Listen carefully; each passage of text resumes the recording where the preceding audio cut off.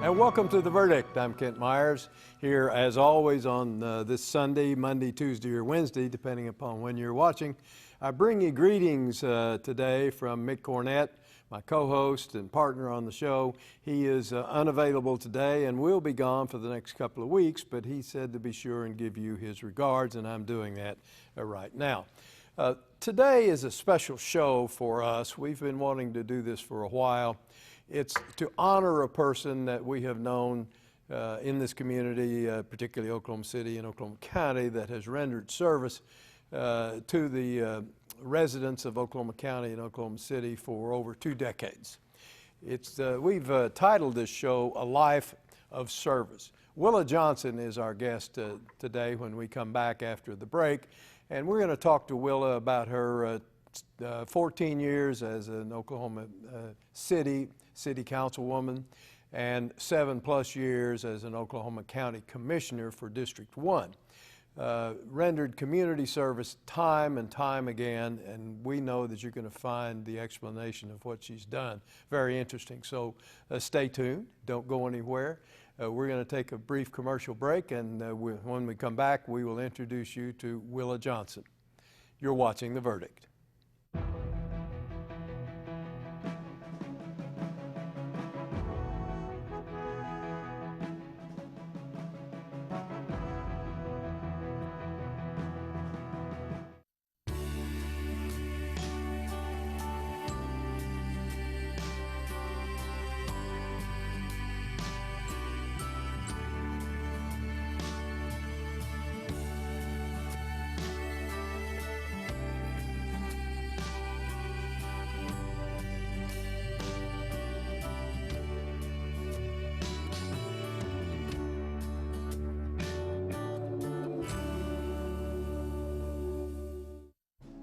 Military service ran in my blood, starting from my father, which joined the Navy.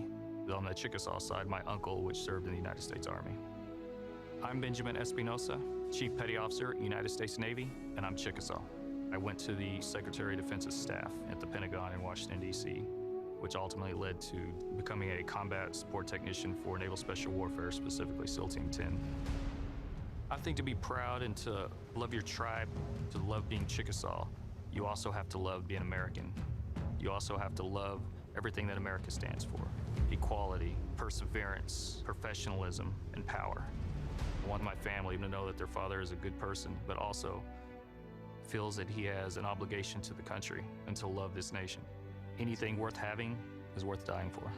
The military and the country owes me nothing.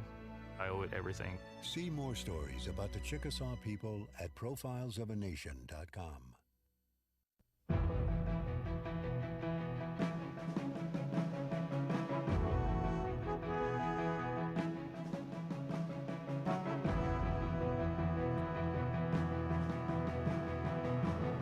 Welcome back. Kent Myers flying solo today with our show featuring the Honorable Willa Johnson. We've, as I said, entitled this show, A Life of Service.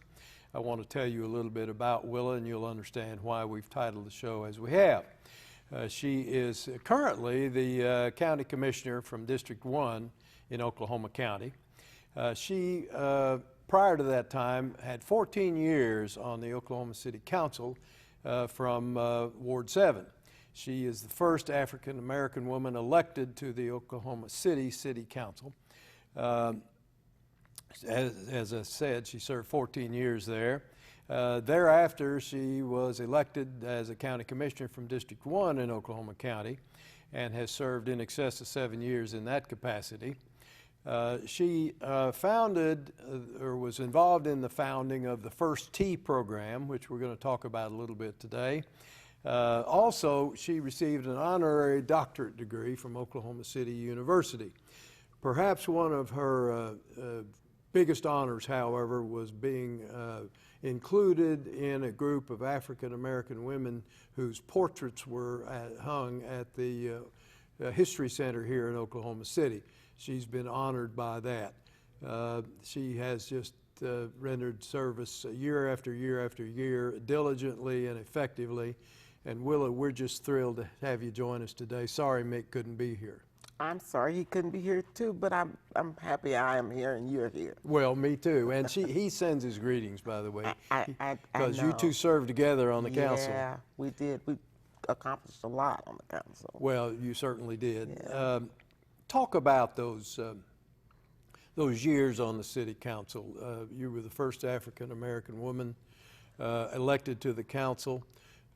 Served from Ward 7, which is my ward. You were my council Yes. person, and thank you for your service to Ward 7. Thank you. Talk about that experience. Well, you know, I can't talk about that experience until I tell you about the election I lost. Oh, well, I wasn't aware of that. Yeah. I'm shocked that you lost one. I did. But Well, I've go lost ahead. more than one, but as most politicians do. Yeah. But I wanted to be councilwoman in 1989 and ran for that seat. I was really frustrated with the councilman at that time. I had attempted to talk to him and, you know, about some things, and he was a little rude with me. And so I decided to go to a council meeting and just put it before the council. Well, I'll tell you what, when I got there, I noticed there were some older people in the audience who needed to air their whatever it was. And I didn't like the way he responded to them. I didn't think it was respectful. Now I'm not talking about the man, it's just the way he does things. Yeah, the atmosphere wasn't very good. Thank you very much. And so I said, you know, I could do better than that. Yeah.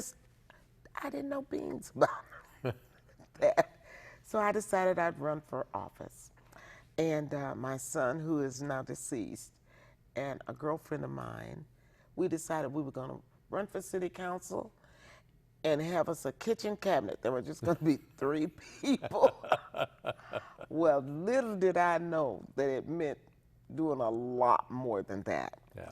As it happened, I ran for the office and gained a lot of traction with other people who were dissatisfied, I might add, because they were all volunteers. I didn't That's have any Ward money. 7 still. Right, I Yeah. didn't have any money, so they were just volunteering to help get this guy out of office. Well, don't you know, I went to the first show, sort of like this, but it was a debate kind of show out at Rose State, and I had 5 opponents. Wow. 3 of them were lawyers. There was a preacher and a bus driver. And all of these people kind of talk, you know, for their living. Mm-hmm. And I didn't know how to do that. So I got there and I started praying to please don't let me be first. And as it happened, I wasn't first. The young, really bright young lawyer started out the questions and answer sections. And when he spoke, I said, oh, I got this. This is no problem for me. And did well on the debate. I'd never been in one before. Sounds like I'm bragging, I'm not. No. It's just that it happened, and I was as surprised as anybody. At any rate, I lost that election. We tied in the primary. Wow. No, we tied, yes, in the primary, and then we had to go to court to have a recount. And you would not believe it, but they counted every ballot out of every box, and we tied. Wow. And I heard that Jim Nork had that same experience, but we were the only 2 that ever did. And so they asked me to just flip a coin and I could decide. You know, I could decide that way. And I said, no, this is the people's seat, and I want the people to decide who they want for their councilman. As it happened, I lost that election, just by about 7 votes. And by then I was so tired, I'd lost 1,000 pounds. Well, at that time, were you still out at Tinker? No, I retired from Tinker in 1986. I see. And so I had spent a whole lot of my time volunteering. Well, You weren't deterred, I guess, after this first defeat. You almost made it. Then Well- you decided to run again. Well, of course. I mean, that drew the line in the sand, you know. So I did run again in 4 years. It took, he Yeah. was there for 4 years. In 4 years, I ran again, had a wonderful race, and the rest is history. Yeah. After going on to the council, I met some fabulous people that I worked with. And I have to mention Debbie Martin. You just can't work at the city without mentioning Debbie Martin's name. Fortunately, she was my assistant because I didn't know beans. And she kind of rescued me through the process of running a meeting and that kind of stuff. Well, how did you go about, if you did, making the atmosphere at the council meeting more open and receptive and welcoming to the citizens that came? It became a priority for me to do my part, and I did. I hope I haven't had any complaints about it. And the public will give you their complaints as soon as they get one. And I never got any complaints about the way I treated my people. I wanted to treat them with respect. I knew that if they were like me, they didn't know very much about the process, and that they deserved attention in a way that was friendly. Talk about the method of campaigning that you used, and what kind of reward did you get for that effort? Well, I tell you what, the method of campaign that I used, I walked a lot. Well, that's an awfully big award. It's an awful big ward, and I think I walked all of it, but I couldn't. That's impossible. But I certainly walked a lot of them. I walked neighborhoods where the houses are almost a mile apart. Oh, my. And I walked neighborhoods where they were densely populated. I've been chased by dogs. It was a ride, I tell you. And then to get the job was just an honor for me. Well, you got it more than once. I did. Got it 3 times total. We got to take a little break here, Willa. Okay. We'll be right back. All right. We are visiting today with Willa Johnson. She's describing what we characterize here at The Verdict as a life of service that she's rendered to this community and to this audience. We'll be right back. We're visiting with Willa Johnson, and you're watching The Verdict.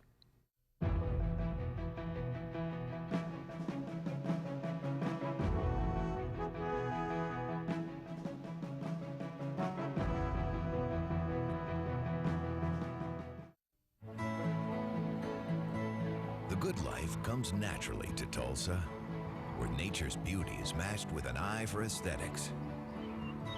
A legacy of neighborhoods graced with lawns and landscaping and handsome homes. A place that seems to have patented an ideal lifestyle. Bank First is loyal to the quality of life Tulsa assures its citizens, to the priority placed on education, culture, and growth. Loyal to builders who transform raw land into residential charm. Developers who see opportunity and add vitality to Tulsa's economy.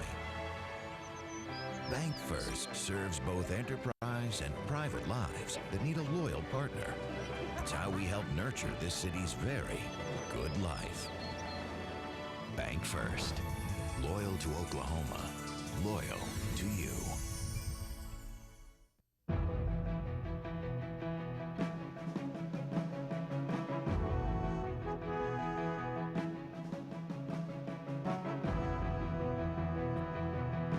And welcome back. Kent Myers visiting with the Honorable Willa Johnson, County Commissioner from District 1, Oklahoma County. We're talking about Willa's life of service to Oklahoma County and the state of Oklahoma, and frankly, the southwest part of the United States. She has been very influential in a lot of areas, and we're just bringing a little bit of it to you today. Willa, when we finished, we had been talking about your service on the city council. Let's change the direction a little bit. I know from your resume only that you were a founder of the First Tee program. Can you first of all tell us what that is and how you became associated with it? I can never stop talking enough about this program because we've been so successful with it. I tell you, I got involved in that when Tiger Woods Yes. was in the height of his career. And it struck a nerve with me because I thought, well, we got all these kids, and all of them are thinking about football and basketball, and some of them aren't big enough or agile enough or whatever. Maybe we can give them something else to do. Just on my knowledge of Tiger Woods, and I had taken golf lessons, and my family and I had been out and played golf together. We didn't play, we aid golf, because none of us were any good. Listen, I can identify with that.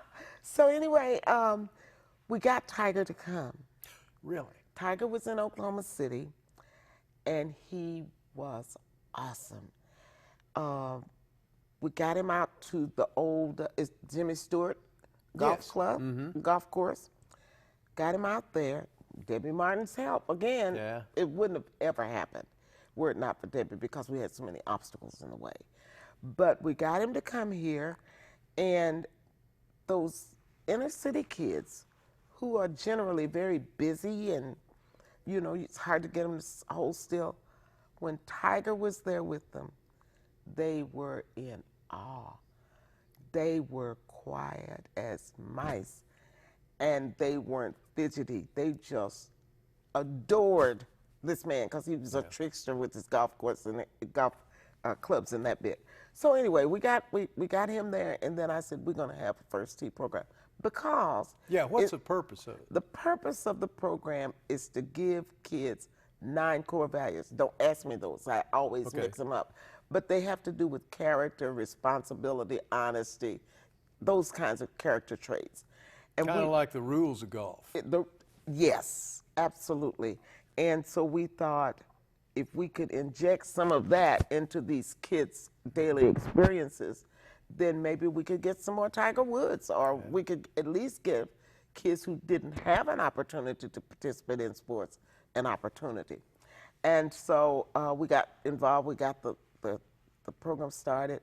We had some fabulous Oklahoma Cityans who joined our board, and we built a facility out there just south of Douglas High School. It's fully paid for.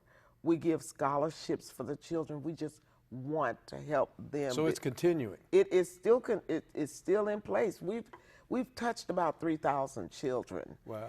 And we've had 4, I think. It's either 3 or 4 to go to Pebble Beach and play with the Pro-Am tournament. Yes. Yeah. One of whom of those kids hit a ball out of the sandbox right into the hole on national television. And so they are good people who come and talk for our program to help make it interesting to other children. It's just an awesome thing. What's generally the age of the children when they begin in the first tee program? We generally start at 5 and end at 17. And I'm glad to talk about this because we have girls' scholarships to college going lacking because we don't have enough girls in the program. And the misunderstanding that if you get a scholarship, you have to be a golfer. Right. But you do have to play golf to get one of our scholarships. But you don't have to have that as your lifelong dream career, you know. And it gives you an opportunity to get you involved in whatever you want to do academically. Do you find that there are adequate number of girls interested in getting involved with that? They're becoming, because we're doing what we should have done at first, and that is, you know, publicizing the program, publicizing the fact that we needed the girls so they could get a free shot at college. Yeah. How's the first tee program funded? How does it get its revenue to do what it does? Almost 100% of it is private funding. You'd have to come see our facility. I hope you will. Yeah. It's paid for through donations of money and furniture and TVs, and people are just overwhelmed by what they can do to help us do what we do. And it's a beautiful place. We got a really good pro out there. Do you? Yes, he's Dustin Simch. He is a pro golfer. You can't be in the first tee and run a first tee program without having a golf pro on your staff.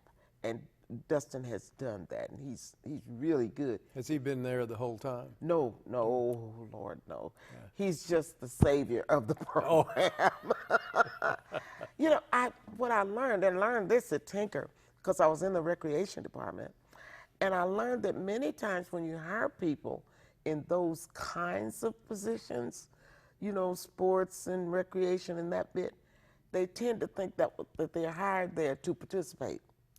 You know, and so it's hard to get somebody to focus on what they really are there for, and Dustin does that. So the First Tee program was founded about how many years ago? Just approximately. Oh, I think it was 1995, I think. And it's still functioning Still today? functioning very well. As a matter of fact, it's functioning so well that we've got satellite places. We've got them at Norman, Moore, Midwest City, all of the city courses, and you know, out at Draper, and I'm not Draper, Overholser, and Hefner. Hefner's the place I'm thinking of. And so we spread ourselves out so some of the kids can participate who wouldn't normally get a chance to do that. And you've touched the lives in that program of about 3,000 kids. About 3,000 That's kids. astounding. But you know, on Saturday mornings when we have those Saturday classes, we have people driving in from Norman, Moore, El Reno, Prague, I mean, just all Guthrie, all over. They bring their children, and we have a nice facility so they can sit there and enjoy it, let their kids be involved, and they have an enjoyable wait. That's wonderful. I love Well, it. you're to be congratulated on that. Thank you so much. Let me change the topic just a minute now to probably how we'll end up the show. And let's talk about your current service. All you are a right. sitting county commissioner for District 1. You're my county commissioner. Yes, ma'am. Yes, sir. I'm glad to. Well, and I appreciate your service. How did you come to want to get involved to serve as a county commissioner? Well, I'll tell you what, Shirley Darrell, Yeah. who was the first African-American female, had not run. She lost an election to Jim Roth. And then Jim was appointed to the Corporation Commission by Governor Henry. And I have a friend that says, hey, you got to get in this race. You know, it's open and you got a good chance to win. And I said, no, I don't want to do that. And in the meantime, I had gone through a divorce, and that wasn't a pleasant thing. And you know, the salary at the council was $12,000 a year. So it'd be pretty hard to buy pantyhose at $12,000 a year. So I thought about it and decided I would run because I really needed some income. Yeah. I had run out of all my retirement and all of that stuff that I had earned, and so, and my pocketbook had left. so I needed the help, and when I chose to go on and run, it was a very good run. Jim Roth endorsed me. I got so much support from so many people. And so that's how I got this job, and I'm happy. But you're getting ready to leave it. I'm getting ready to leave it. We just have about 30 seconds left. What did you learn in the course, very briefly, what did you learn in the course of your service as a county commissioner that you could share with our viewers? I learned that you can, if you can be partners with another entity in government, you can get a lot of things done. When I came there was a lot of turf battles. Yeah. But I figured out a way, and we have done, but partnered with Oklahoma City. We 4-lane Sooner Road from 23rd South to the railroad. We've participated in fixing some roads out in the boonies, as they say. Now, they aren't all fixed because I get complaints still every day, but we do what we can to make life better for our constituents. Well, you're the primary person or group that's responsible for the infrastructure Absolutely. here in Oklahoma County. Yeah, I tell folks, I'm just a girl who builds roads and bridges. Well, you do a wonderful job Thank about you. it, Willa, and thank you so much for coming today. Thank you. Today we've been visiting with Willa Johnson, the county commissioner from District 1 of Oklahoma County, and we have focused on her life of service. I know that she will still continue to serve for about another 6 months. Well, and, until November. Until November. Well, be in touch with her before then. You've been watching Willa Johnson, and I'll be right back.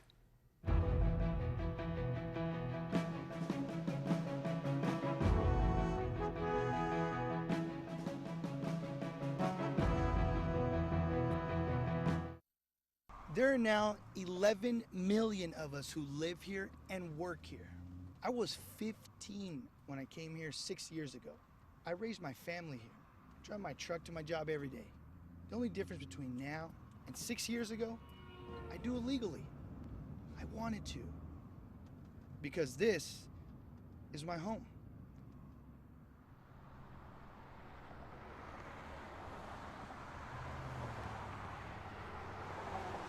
All children deserve a life of hope and love, but sometimes they experience a life of pain, neglect, and abuse. When that happens, each child deserves all the quality assistance and representation that can be offered in our legal system. For more information, call 23-CHILD. Oklahoma Lawyers for Children, helping to bring hope and love back to the lives of abused children. You will always be Mom and Dad to me. You have children coming from a different lifestyle, different mindset. You have to open your arms and really do what you have to do to have that child become a part of your family. And if it's more patience, that's what you do. Kids got to know they can trust you. And that's what we try to do with these kids. You will always be Mom and Dad to me. The Journal-Record is pleased to be a sponsor of The Verdict. The Journal-Record, since 1903, the best source of Oklahoma business news and legal information.